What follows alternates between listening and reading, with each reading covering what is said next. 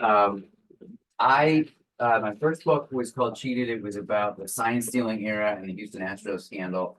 And as a thread of that, I was reporting on the Yankee organization because they were one of the victims of what the Astros did. They lost to the Astros a few times in the postseason while the Astros were illegally stealing signs and were bitter about it. So I covered the Yankees through my job at SNY for years, and I've known Brian Cashman, his staff for years, but going in depth in a book length project with them and learning about how they built up that era of their team in order to have it only to have it stymied by a team that was cheating. Made me even more interested in their process. So it sort of grew organically out of that, where when I finished that previous book and I said, well, what might be interesting to do next? I thought there's still more I'd like to learn about how the Yankees operate. And I also felt, because I knew how long Cashman has been there, 1986, he arrived as an intern. So there's a continuity there that no other organization has. Literally, I made sure of this when I was doing the research for this book.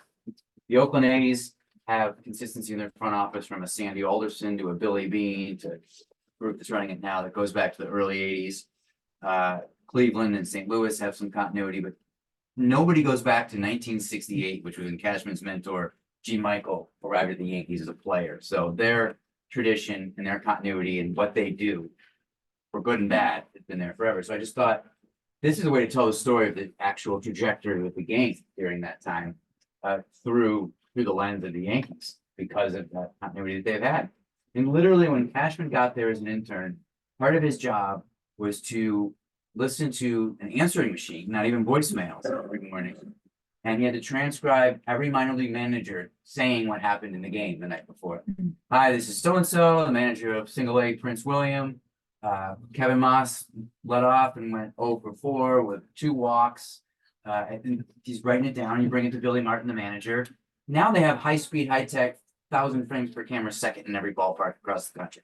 And this one man has lived through all of this. So that's what interested me about it. So I thought this would be an easy sell to him. Yeah. Hey, this is interesting, your career. I know he has a lot of stories. I know he has some grudges. I know there's a lot of thoughts that he's built up. Let's talk about it for a book. So I called him in the fall of 2021, and I said basically that. Made this pitch. Let's talk about a book. And he goes, and he's usually pretty open with me, friendly. He goes, okay. It's like super awkward. Pause on the line. I said, well, okay. Do you want to hear anything else about my proposal? No. Okay. So are you saying you're not interested? No, I'm not saying that. Okay, I'll ask again sometime. So I didn't really know. He was holding it really close to the vest. I saw him again at the general managers meetings, kicks off every off season. This one was in Carlsbad, California. So he and I at 6 a.m. we're both at the coffee shop. We're on East Coast time. I just see him walk by. Hey, you want to sit down and talk about my book idea? He goes, sure. So he sits down. I give him the whole spiel again. A little nervous because, the whole project I want to do is at stake. And he's looking over my shoulder going, okay. So, is there anything else you'd like me to tell you, or any questions you have? No, just thinking. And as the next couple of months went by, what I eventually was able to tease out of him was he really didn't want it to be perceived that he was writing his book, because in this industry, it's very sensitive to whether you haven't won a World Series in a long time. Are you taking some kind of victory lap? Why are you writing a book now? You're still working. All those kinds of things. So what I had to eventually say to him to convince him, which is fortunately what I wanted to do all along, I said, no. I don't have any interest in ghostwriting your memoir or anything like that. I want to do a work of journalism where I interview everyone you've ever worked with that I could possibly find and build up a holistic portrait of your time running the Yankees. And I want to interview you at length, but I want to interview as many other people as I can, not your book.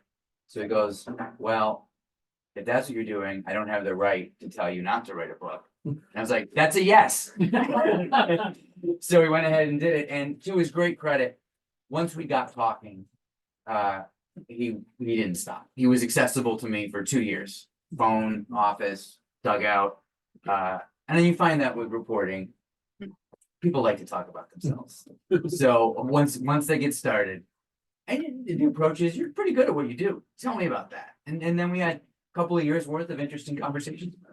Yeah, that's fascinating. I love that he was reserved at first and then came through So you did, as you mentioned, you did a lot of other interviews for this. This Yeah. isn't like the Brian Cashman biography or anything. So what were some of your favorite revelations? I have a couple stories I'd like to ask you about, but if you have any that come to mind from the book, and Sure. was there a moment when you were doing interviews for this, you're like, whoa, didn't know that? That's a juicy bit of info. It's a good question. All over, my favorite thing that I revealed that I didn't know actually wasn't that juicy in the sense that it's not the excerpts you're gonna find being pulled out to sell the book, but it was he would always say the story that is always told about the Yankees is wrong. He said that a lot of times. And finally I said part of my process of getting involved in this was to say, well, what's right? Let me tell what's right. And what he really means by that is that in the documentaries and the books written about the Yankees, a few people get credit. Joe Torre, Derek Jeter, Gene Michael, the longtime general manager who Cashman likes. But there's this whole group of people who built up what's called literally the Yankee Way that put down on paper the philosophies behind how this organization operates in the 80s, really starting in the 70s. And those people have never gotten the credit that Cashman thinks. So there are names in here that I hadn't even heard. Most baseball fans maybe have just heard in passing or not at all. So it's telling stories of people whose stories hadn't been told that I'm really excited about. This guy worked for the 80s from 1977 to 1980, and he established methods that they still use today in this way. Stuff like that was fascinating. But then like the juicier stuff, I finally found out why Cashman and Joe Torre had a falling out. The story behind the Aaron Judge free agency, getting a chance to talk to Garrett Cole about how the Yankees use analytics and how it's good, how it's bad, how it's evolving. So there are plenty of things that I didn't know that I learned through this. So maybe those are some examples. Yeah. Maybe we can dive into the Joe Torre Sure. and Cashman fallout. It was very interesting because it involves some characters that maybe we would have never guessed were involved in that story, and it came to a head a little bit, right? It was not just one thing that kind of broke things up between them. Cashman and Torre, Cashman said that Torre was like a second father to him in the 90s. And as the years went by, they started to grow apart a little bit. The Yankees, a lot of people told me this, they developed sort of a caste system in their clubhouse by the early 2000s, where if you'd won with Joe, you were in. And if you were relatively new, you didn't feel as included. And Cashman saw this, and the starkest version, this was when they acquired Alex Rodriguez in 2004. And Jeter had issues with Rodriguez. He didn't like him. If you're here talk about this book, most of you heard about this. A-Rod said things about Jeter and articles that were not kind, and they just had a frenemy relationship would probably be the best way to describe it. And Cashman felt Torre and Jeter are not including A-Rod. Jeter, you're the captain of everyone. Torre, you're the manager of everyone. So they started to drift in that way a little. And then when the Moneyball, what we now call the analytics era, came in, Cashman and Torre had some different beliefs on that. So in terms of the name that I think you're suggesting that actually broke them up, this is sort of like if you end a long-term relationship over who didn't do the dishes that night, right? It's like all these things, all these years built up, and it was a guy named Coulter Bean who pitched in 6 major league games. If you know that name, then you really died in the wool. So long story, relatively short, Cashman was forced by Torre and George Steinbrenner to hire Ron Guidry as pitching coach in 2006. Loves him as a person. But this is an era where we're getting into advanced data that a pitching star from the 70s just wasn't what they were looking for. And they never had a problem with him personally, but they said, what is our pitching program? And Guidry would be like, whatever. It's spring training. They're all throwing 30 pitches. And Cashman's going, what do you mean they're all throwing 30 pitches? Some of them are injured. Some of them are relievers. Some of them are starters. And Torre and Guidry are kind of like, all right, back off. This is what we're doing. So that became tense. And they were literally turning in a sheet to the front office every day, Guidry and Torre, saying everyone threw 30 pitches. Cashman and his people said there's no way that could be true. How's everybody throwing the same amount of pitches? And then somebody says, we just put in scouting cameras all over the complex. Let's look and see who's throwing, how many pitches people are throwing. They saw that Coulter Bean, a guy coming off of a knee injury, and a relief pitcher threw 80 pitches in 15 minutes, which is a pitch every 11.5 seconds. The current pitch clock's 15 seconds. Imagine that. And this is so many pitches that I ran this by people. When I heard the story, a lot of baseball people said, don't print that. That can't possibly be true. It is physically impossible. So I tracked down Coulter Bean finally, who sells in commercial insurance in Vestavia, Alabama now. Nice man. And he goes, I probably did throw 80 pitches. I was trying to make the team, and no one was looking out for me. Anyway, from Torrey's perspective in Guidry, it's like, you're spying on us. Yeah. From Cashman's perspective, this is business fraud. He's throwing 80 pitches. We're paying him 150,000, however many, you're on a minor league contract at the time. It's a 6-figure investment, and you're not keeping track of his health. So they had a big blow up over that, and that was the beginning of Torrey's last season. But again, that's the dishes breaking at the end of the divorce in the sink or something. That was just the final straw. Yeah, this book is full of nuggets like that. Really, you might not see coming, stories you've heard, but now you get fuller details in and about. I think talking about the Yankee Way, got to mention Derek Jeter, right? And a story that I found very interesting in the book, kind of the reconciliation between Jeter and Cashman. You want to take us through that and what you kind of revealed? Did a lot of you see Jeter's documentary a few years ago? Yeah. So then you're familiar with the fact that he and Cashman were at odds for a significant part of Jeter's time with the Yankees. So one nice moment that happened, and it's actually the first scene in the book. It's beautiful hotel in Cooperstown, the morning of Jeter's Hall of Fame inauguration in 2021, and their animosity was still pretty current. Jeter and Cashman, when they traded for Giancarlo Stanton, when Jeter was the CEO of the Marlins, Jeter wouldn't talk to Cashman, and MLB had to get involved. And so these wounds are pretty raw. But Jeter said, Brian, can I talk to you for a second? In the morning, they're getting coffee, and Cashman says, sure. What do you want? You want to talk about a trade? You want to hire one of my people? And Jeter says, no, actually, I want to tell you that now I'm on this executive side of the fence, and I get it now. I see things through your eyes a little bit, and I appreciate everything you did for my career. And Cashman's like, wow, that's really nice. Maybe a little bit late to save them some of the strife, but it was something that he felt was a really a conversation that he really appreciated. Yeah, that was a great story. Mhm.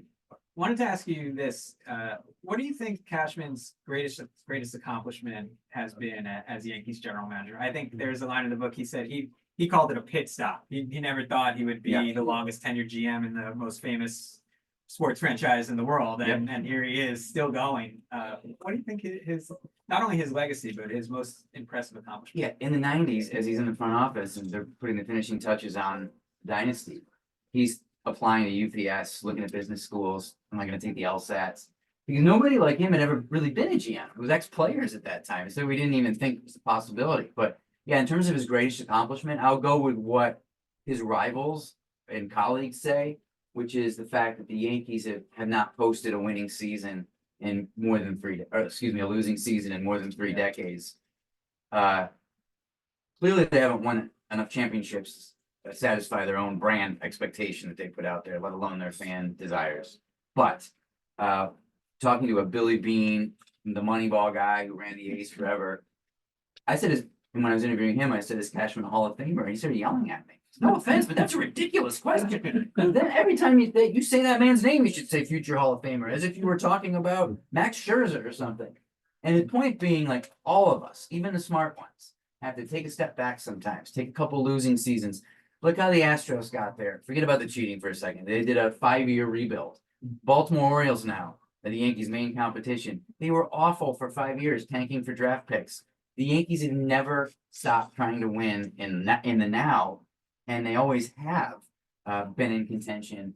And well, that doesn't satisfy their own desires, let alone their fan desires to be in the World Series any day now. Like, everyone's impatient. Other executives cannot understand how you've never had a below 500 season. That's just awe. Yeah. And the expectations have always been so high. They set the bar so high for so long. Yeah. Why is it so difficult to have a dynasty in this day and age? Well, you have so many teams that make the playoffs now, right? And so the playoffs is gauntlet where you have to be hot at the right time. Look at the Arizona Diamondbacks last year in the World Series. It's a nice team. Yeah. But they got hot in October. So that makes it more difficult, I would say. I would say there's more financially, there's more I wouldn't say there's parity in the game, but there's revenue sharing. There are systems in place that make it a little harder for the Yankees to be the Yankees and just flex that financial muscle. Other teams have caught up with the analytics too. The Yankees, Red Sox were two large market teams that were ahead of the game intellectually for a while. And now every team has the same data available to them. So it's harder to have an advantage now. But since the Yankees won 2 in a row, 99 and 2000, as I'm sure most of you know, no team has won 2 in a row. I would be surprised if there were ever that kind of dynasty again, which is very tough for Yankee fans who grew up being used to that, and for the Yankee organization. So that's the deal right now. You could say that the Giants, the Astros, some teams have had dynasties if you want to look at every other year championships and things, but the way the Yankees did in the 90s, I don't think that'll ever happen again for any. Yeah. It goes to show how impressive it is what they did. There's a line, right? They say you're not playing against the opponents a lot of the time, right? You're playing against the ghosts. The ghosts. Of their That's right. past, and trying to live up to the Yankee way. Let me find that quote in my phone because I know I have it handy. It's somewhere in the book, but it's such a nice encapsulation. I think one of the things that's most interesting about this quote is that it was said in 1972 by Lee McPhail, who was the general manager of the Yankees at the time during a down period. This could be Brian Cashman today. McPhail said, the Yankees are in a strange spot. They're not competing against the Tigers, Orioles, and the rest of the league. They are competing against ghosts, and that's a battle you can't win.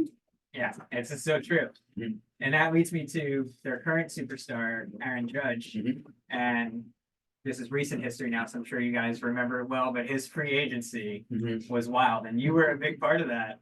How did that feel, first of all, to make news the way you did? And Not good. maybe you can tell the story again, if maybe not everyone is aware, but your tweet about the Mets not pursuing Judge started an investigation. It sure did. So the Yankees went into that offseason hoping Aaron Judge is our star. Let's wrap this thing up quickly. And the free agency just got weirder and weirder. They came to realize that he wanted to at least entertain the notion of playing for San Francisco Giants, his hometown team.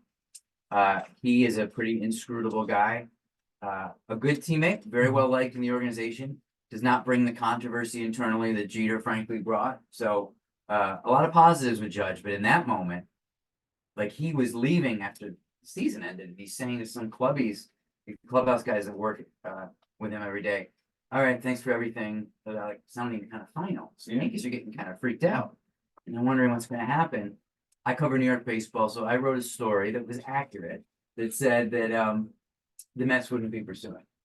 And there was a line in my story saying Steve Cohen, the Mets owner, has a collegial relationship with Hal Steinbrenner or some such. And I wish I hadn't included that line because it made the MLB Players Association launch a collusion investigation where all of a sudden the Yankees and the Mets are being told to turn over all communications with me regarding Aaron Judge. And it turned out to be that there was nothing there. It was an imprecise sentence and not collusion. I told them, I'm not telling you my source, but I will, of course, but I will tell you that I'm not reporting, nor did I know of any instance of these two teams communicating about this or colluding, which of course was the case. They truly weren't. But the way that news came out it was the night before Judge won the American League MVP award, the night before Rob Manfred happened to be speaking publicly at a pre-planned event. So it was like a big thing, and it was kind of Judge himself later told me he's a nice person. He didn't hold it against me, but he said, yeah, at first I was a little like, what's going on here? I should be able, if I'm a free agent, I'm a free agent. It created just more weirdness.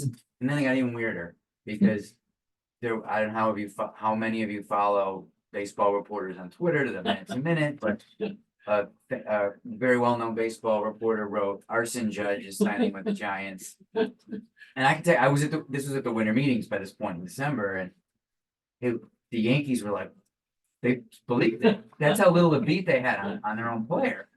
I mean, Aaron Boone's getting out of the shower, frantically, sorry for the visual, frantically calling around reporters, Cashman, anyone, is this true? Teammates are texting Judge, sorry to lose you. It was like, people thought that sometimes you might assume from a distance, like, well, the Yankees must know what's going to happen. No, they were freaking out. And I was at this hotel bar that night at these winter meetings with a bunch of their front office people. And it was like hangdog, head in hand, like, well, we could play the kids for a couple of years or see what that is. No, I can't do that because Garrett Cole's in his prime. What do we do? Do we sign someone else? And they really thought they were gonna lose him. And then Aaron Boone's there, who is a beloved manager in the clubhouse. He's like, should I call him? Or is this not the right time? So all of a sudden we're in like middle school. Call him? Would that be weird? Would that be desperate? And they had this great old crusty executive named Jim Hendry, who works for Cashman, and I'm not gonna curse in this room, but he used to like, of course you should bleep and call him. You're the bleeping manager of the bleeping Yankees. Call him. So he called them, and eventually by the end of that night, it's worked out. But the Yankees are really staring into the abyss of losing their icon.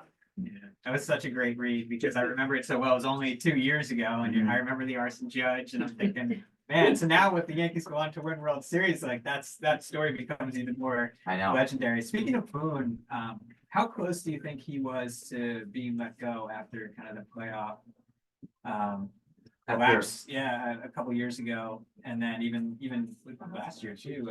Yeah. And I know Cashman kind of took a chance on Boone too, right? There was a great story about how Boone, as a player, held to his ethics and his morals and didn't lie about an injury. And Cashman remembered that. And that's right. Yeah. Yeah, he was. People remember Aaron Boone's famous home run in 2003.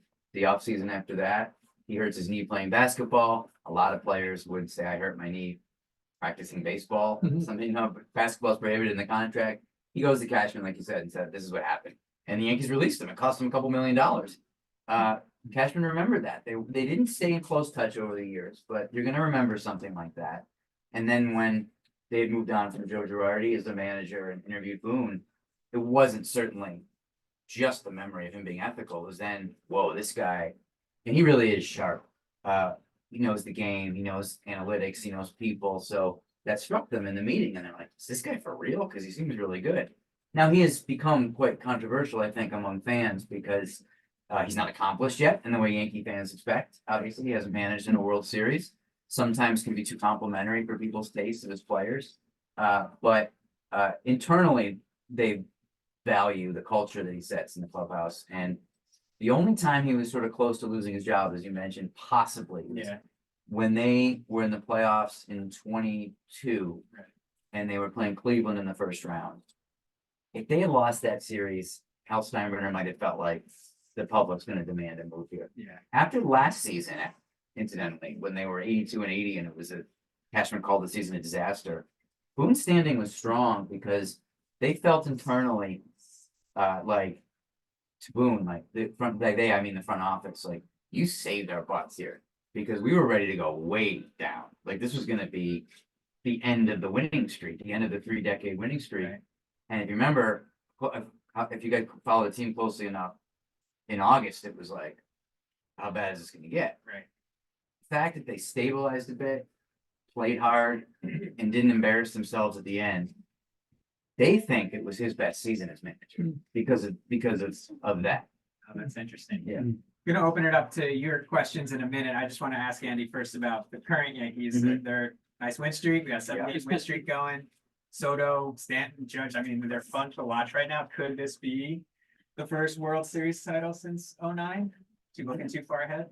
I mean, no one who follows the team or works for the team is able to keep their mind off of that. So you might as well talk about it, right? And they're better. You know, as I cover the Mets too, and so as you guys surely know, Boone's former bench coach Carlos Mendoza, the manager of the Mets, and all the time he's like, man, they're winning games now that we never would have won the last couple of years.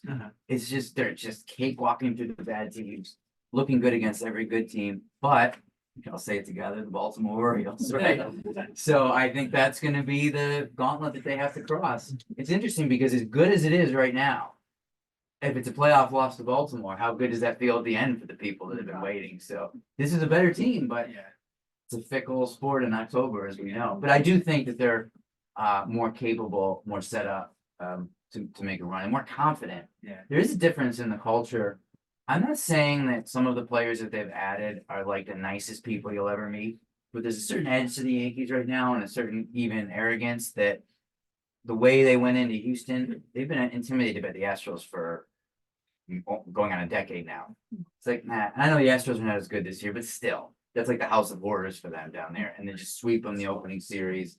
Like, oh, this is different. So, yeah. How's the clubhouse? Because in the book too, in 2009, there was, you wrote about Yeah. some of the people who were interviewed spoke about that was a tight clubhouse. Yeah. You can kind of tell that team was going somewhere together. Yeah. Do you get that vibe this year? Or? I think so. I think there's a lot of energy. There's some edge, which I think they needed. I think Judge, and this can't help but be a slight to Derek Jeter, who is a complex person. I don't mean to just put down, but I think the Judge is the most inclusive, effective clubhouse leader they've had in Cashman's era. I'm not going to compare him to Don Mattingly because it was so long ago, different game. I wasn't there, but where Jeter had his guys that love him, Judge really is beloved by all of them, Yeah. and he and Boone kind of, and Anthony Rizzo actually has a piece of this too, but the long-term guys, Boone and Judge, have a way of helping people to be themselves. There's some stuff in here that I'm pleased with the quotes that I was able to get out of Judge, where he talks about his inclusive leadership style. I gotta let Garrett be the leader one day. I gotta let so-and-so be the leader one day. It's now maybe Stanton, it's your team today. And with Jeter, it was like, it's my team. I think that is a real plus. I think he really is a special leader. Yeah.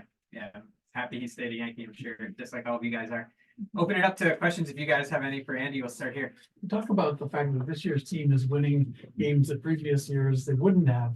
Is Juan Soto the main difference this year? And if so, you think the Yankees are going to keep him, or is there going to be a That's a big rivalry question. in the Mets? I think that he's a huge part of it, right? You see the at-bats that he takes, you see how that And seems younger to have players done effect. take after that too. Exactly. I mean, this is the Yankee DNA for us 40 some years, working count on base percentage. Soto is the person that could have been designed in a lab to be the best version of that, right? So that's perfect for the Yankees. I think that helps. I think that Alex Verdugo, Marcus Stroman, I mean, this is the kind of edge I'm talking about that helps. And then they have a great pitching program where all the pitchers are excelling. They really have a talented pitching coach. They use the data well, they communicate it well, and I think that those are some of the differences too. Will they sign Soto long term? I think I can tell you that the Mets want him too. That should be no surprise. You could start a rumor. Soto. That's right. You're right. That's right. And what I'm telling him is that at this point, the Yankees simply have to sign him unless it gets worse. I mean, if this vibe stays what it is, Yeah. just like if you let him go to the Mets, pull down the gates, go out of business. You're not the Yankees anymore. You can't let him leave, no matter what he wants. Yeah. Sorry. Well, fair enough. I think money would be the only, and the gap in what those two teams are obviously achieving right now is vast. And I cover them. I think they have a good group. They're going to be good. You could sell someone on investing in their future at his age, but the Yankees are obviously such a better organization right now. But if Steve Cohen's out there with 700 million and Hal draws the line at 550, we'll see what happens. I think he'll resign with the Yankees. I don't think the Yankees can let him go. That's my, but I can't be sure. In that right here. Yeah, a brief comment. I love Soto. I'm a Mets fan, so I just love the way he plays baseball. So Yeah. he's just fabulous. Yeah. Two things. One is I don't know. I find it curious that or great luck that the Yankees have retired the numbers 1 to 10, except for 2. And they hand it to Jeter as a rookie, and it's the final single-digit number they retire. So, was there any thought like this guy could be, or is that just dumb luck? And my quick follow-up is, I always thought Jeter was a huge, from my vantage point, a huge professional. But even from what you're saying, it was kind of like fingernails on a blackboard. And to me, the guy who was fingernails on a blackboard was A-Rod. Sure. He was just hard. I couldn't even watch it. He was like a peacock in the batter's box. I really struggled with him. So, from my vantage point, he was not a Yankee and Jeter was, but internally you're almost saying Jeter was not inclusive and not a good captain. And so I'll let you. That's go. interesting. It's a complex case. To your number question, they did know he was special coming in. You never know, worst case scenario, I guess. Exactly. And when he had committed to going to the University of Michigan, the Yankee scout that was on him famously said, he's not going to Michigan, he's going to Cooperstown. So there was a sense. The same reason they gave Anthony Volpe 11 It's now the Yeah. most prestigious number they have left. Yeah, They 'cause think it that's might be special. 1 to Yeah. 10 is taken. Yeah, right. So yes, there was something behind that. He's such it's an interesting thing. I'm glad I had a book length to really dissect Jeter because he's not as bad as the worst parts of him seem as a clubhouse figure. It's just that whole group got kind of cliquey at a certain point. And I've talked to players, and it's in the book. I've talked to players who play with him towards the end who say, best leader I ever had. I love him. But you can't ignore the people who say, like, yeah, I was a reliever, I got called up for a couple weeks, he never spoke to me. I don't know. There's that stuff is there too. So I just think he's a complex person. He was a little closed off. I thought that the documentary a few years ago finally scratched into that a little bit with insight that no one else has been able to get out of him. I mean, he was a producer on it, so that helps. But it was great insight where he told a story about obviously he's from a biracial family. He talked about having a close friend in high school who he kind of let into his trust, and then he overheard this friend saying, I don't agree with interracial marriages. And things like that can even trust issues. A-Rod, he was a friend in the 90s. A-Rod spoke out. I don't want to put too fine a gloss on him either. He spoke out against Jeter in really petty ways. And Jeter just wouldn't forgive him. It's like that guy that you just can't stand, and like your boss hires him to sit next to you. Oh, come on, you know? So I think it's complicated. I think both of those guys had big egos and had a hard time coexisting. And they're good and bad to both. I think a lot of that goes into the values. If you look at A-Rod versus Jeter. Jeter ran from controversy.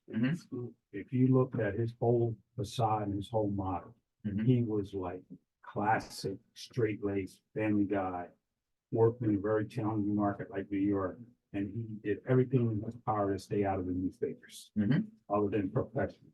You knew very little about him.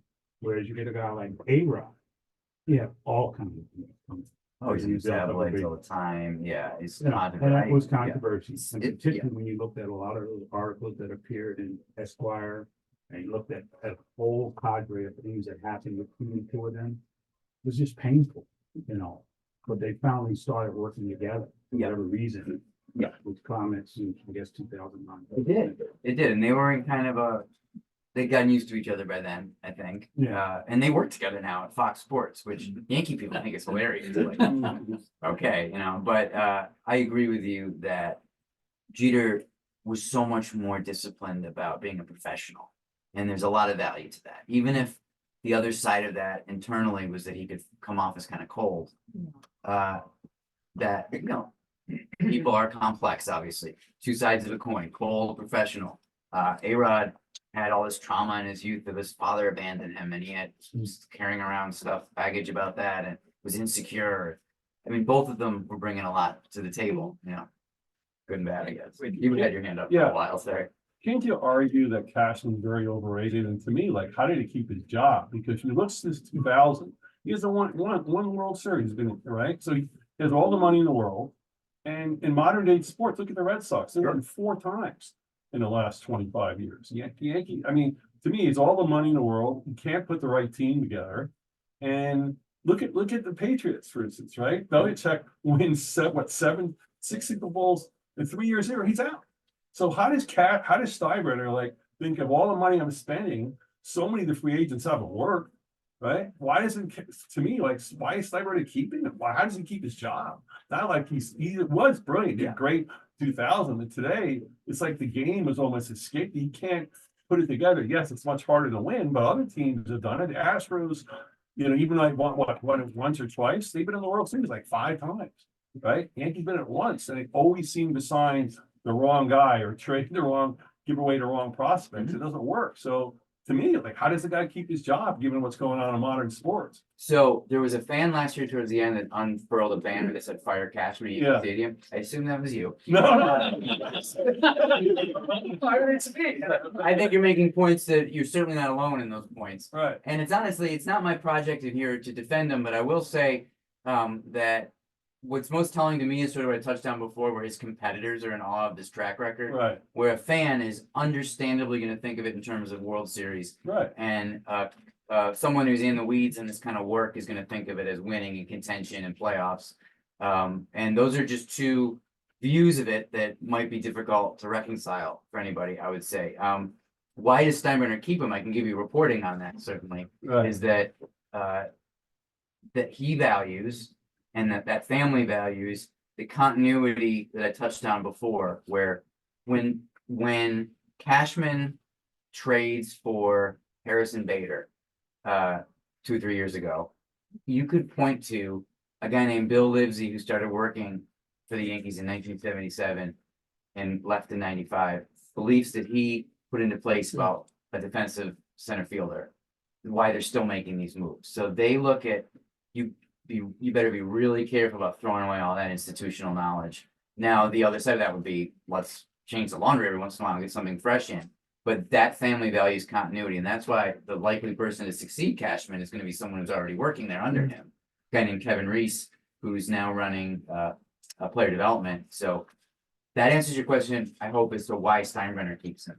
It's because those are the things that he values. And again, if they were losing, if they were having losing seasons, Steinbrenner's probably not that loyal, but they're not really, other than not going to the World Series, which is a big deal for them. But But who would think the Tampa Bay Rays would be even more World Series the last 10 years than the Yankees? well, it's a really smart organization, Yeah, and in because some ways, they need no money, Yeah. but they're there, and they spend a lot internationally, and I don't know, the Yankees don't seem to be pushing the right buttons anymore. Maybe Soto's a great player, maybe this will be the year, but we will see. it has not been.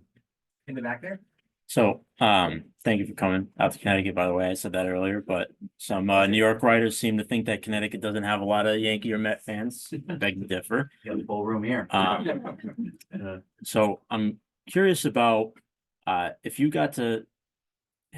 Brian Cashman opened up about any of his vulnerabilities or weaknesses to you, and if he did, what were they in particular? What would you say he would admit to his being his biggest vulnerability or weakness? And then on the other hand, you as a reporter and as an observer, what would you say? Is it any different, your perception of his biggest weakness compared to his? And then I have a brief follow-up, if you will. Two very good questions. I find him to be a little defensive, honestly. He is criticized so often that he's probably loath to admit weaknesses, even to someone like me who he's talked to quite a bit. And I think he takes a lot of pride in what he does. So his mindset is more like, these people don't understand the success we've had, and he gets dug in on that, probably to a fault sometimes. I think that he definitely feels that this probably isn't exactly what you're looking for, but the top of mind answer to that is that I think he feels that he's a little sloppy with his public comments sometimes. He creates some headaches for himself that he doesn't need to create. There was just one where Stanton was mad at him because Cashman said, well, he's always hurt a couple of months ago. And there's a lot of these over the years where he just kind of pops off. And I think he wishes he had a little self-control that way. Maybe tomorrow he'll feel the same way about that. Not really my problem because he talks. But so I think that might be it, like a little self-control. What do I see as his weaknesses? Maybe his defensiveness. I think that he's not one necessarily to sit around and say, I mean, I'm sure he is, or else he wouldn't be this successful. I'm someone or alone or something. But I haven't heard a lot of like, I wish I could just be better at X, Y, or Z. And who among us wouldn't benefit from thinking like that a lot? So maybe. Yeah, I work in PR, so I'm actually interested in the fact that, his public comments are probably his most admitted downfall. That's interesting, but I can kind of see that from being a fan as well. He doesn't engage much with the media anymore. He's not a lot of general managers are on the field during batting practice, interacting with the team. And I said to him, why don't you do that anymore? Used to. He said, well, every time I open my mouth, it's like the back page. So stay in the office. And then follow-up would be, what would you say have been some of like the biggest factors or things that really make him change course or like see things in a new light in his career? Because I can kind of think the biggest example would be maybe the 2019 Yankees versus today's Yankees, where it was 8 righties, 35 homers apiece, imbalance, all those accusations that have kind of now been flipped on their head with the addition of a lot of lefties, but that's really the surface level stuff. I'm curious what and talking about from 98 until now. Well, certainly when Philip Bean complimented him when Moneyball came out. There was a lot of piling on Billy Bean in the industry. He was famous, but it was like, oh, it's like kind of what I was talking about at the beginning, like, oh, you got a book about yourself. You think you're pretty special, huh? Like, where's your championship? That was a tone toward Billy Bean among his rivals. And Cashman was like, this is interesting. What should I read? Who should I hire? So there's an open-mindedness to trends that serves him well, I think. And you're right about 2019. That was listening. The Yankees got away from the Yankee Way around that time. There's something called the player profile in here that I was able to uncover where they rank the tools, the skills for every position in order of importance. This started in the 80s and they still try to value it.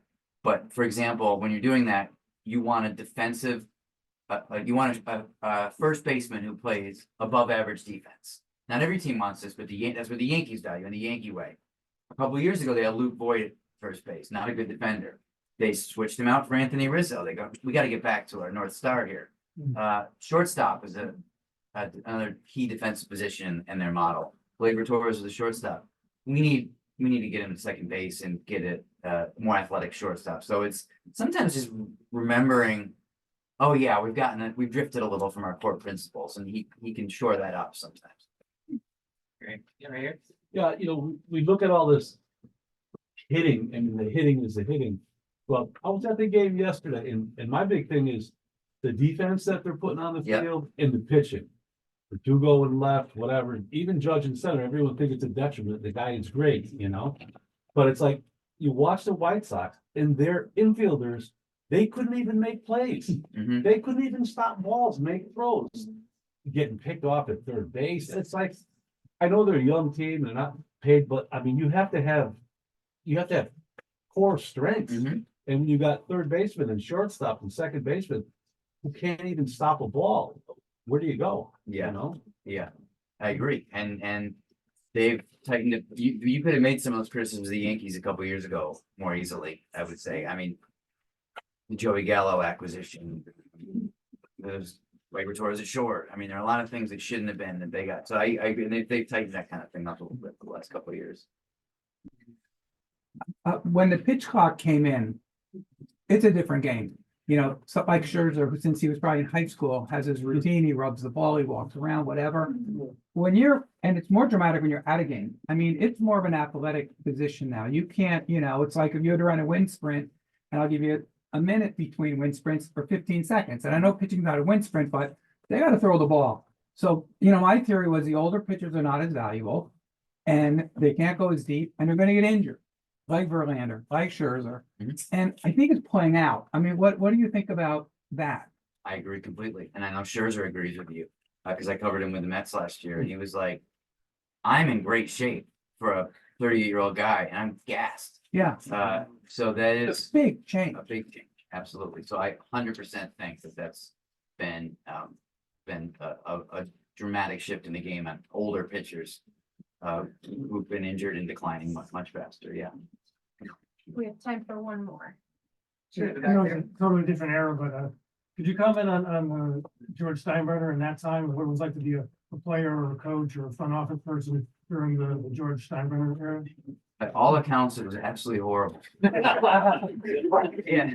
Yeah. And he had success and earned accolade, earned the admiration or whatever you want to call it from that. But it was a really toxic workplace by all accounts. In fact, I was talking to the guy that was his driver for a long time, was a really nice guy. And in that case, you might think, oh yeah, but he was generous or he was nice. Or did you like him? And the guy goes, oh.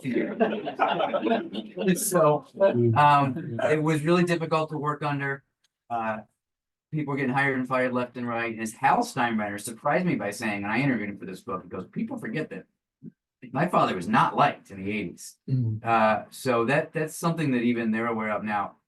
Reputationally, I think he got kind of a soft landing because they won so much in his later years. And again, he was in charge, so he deserves those rings. But he was a difficult person to work for. He engendered some loyalty because he could be charming. And Cashman actually quit after the 2005 season. I can't take this anymore. I can't. You're making moves without even telling me, and then you're blaming me for them. And it was just crazy. And Cashman broke down in tears and he quit his job and he was out. Dodgers offered him double the money to go run the Dodgers. And Steinbrenner calls him and goes, why are you leaving me? It's almost like your father, even though maybe you're, I don't say it like emotionally abusive, that's a little strong, but in that zone a little bit. But then he comes back and don't leave me, and he gave him more power at that time. Steinbrenner gave to keep him. But it was really hard to the point where only a few people like Cashman and G. Michael really had any ability to stay. Bob Watson, the GM of the '96 team, by '97 would literally hide in his office, order takeout, and watch soap operas in the middle of the day.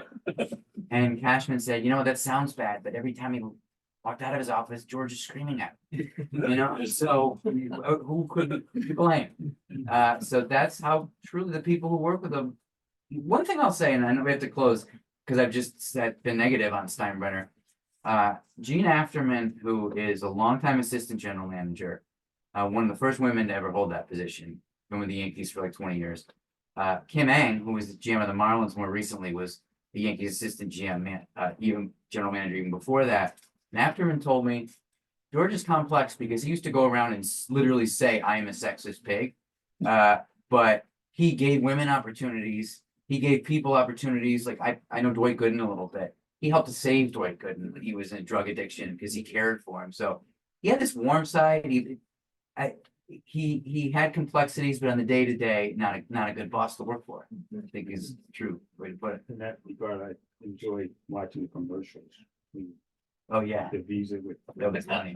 And Jeter and him. Yeah, I heard a story about that. He was in there. Realized the complexes that they had. That's I right. see that commercial in Sydney. So what did they make that? And George is screaming at him during that commercial. And the story goes that the director of the commercial said, you can tone it down a little, Mr. Steinbrenner. Just act the way you normally act. And Jeter goes, no, that's. Yeah, and the Larry David one, Steinbrenner Seinfeld too was like supposed to be dead on. Yeah, Supposedly not offended by that, right? You thought it was funny, Steinbrenner, or no? I think he was flattered to be portrayed on Seinfeld, So yeah, I don't think he had a problem with it. Well, thank you so much for coming, everyone. Thank you, Andy, you. for coming to Connecticut.